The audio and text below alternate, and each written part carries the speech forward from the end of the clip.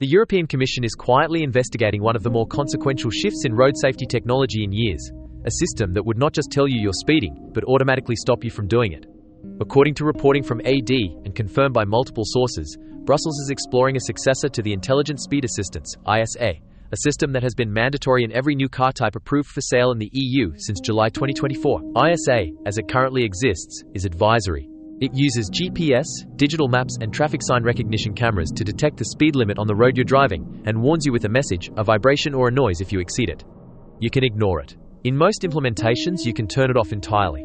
The system now under investigation removes that choice. Built on the same core sensing stack, plus Europe's own Galileo satellite constellation and 5G connectivity for more precise positioning, it would automatically restrict engine power to keep the car at or under the posted limit. The driver would retain the ability to temporarily override the system in a genuine emergency. Everyday speeding, currently a personal decision followed by a fine if you're caught, would simply become mechanically difficult. The safety case is not abstract. The European Transport Safety Council estimates that speeding is a factor in roughly 30% of fatal road crashes across Europe. A system that structurally prevents most of that speeding, rather than penalizing it after a crash has already happened, is a genuinely different intervention to anything currently on the table. It is also, from a cyber ethos standpoint, a different category of system entirely. ISA's current design is advisory.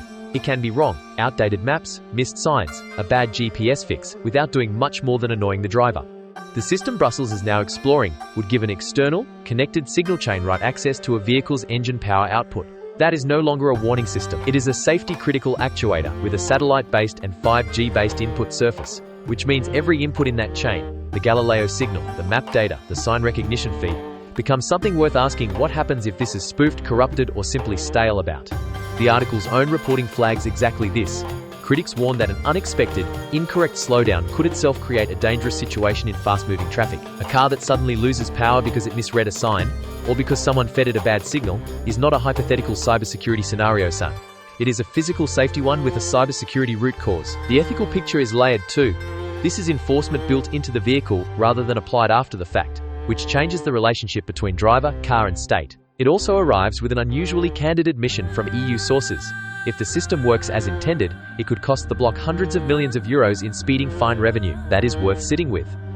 A system justified entirely on safety grounds is also one whose success would materially reduce the state's own enforcement income, which is either a point in its favor, since it is not a revenue play, or a reason regulators may find it harder to fully commit to, depending on how cynically you want to read Brussels. None of this is close to law yet. The European Commission has been explicit that the plans are exploratory, with discussions ongoing with car manufacturers and road safety bodies before any decision on tighter rules. If it does proceed, 2030 is the earliest date being floated, but the direction of travel, from advisory to enforced, from post hoc penalty to structural prevention, is worth tracking now, because the security and governance questions it raises will not be solved by 2030 unless someone starts asking them today. Thank you for watching. See you next time.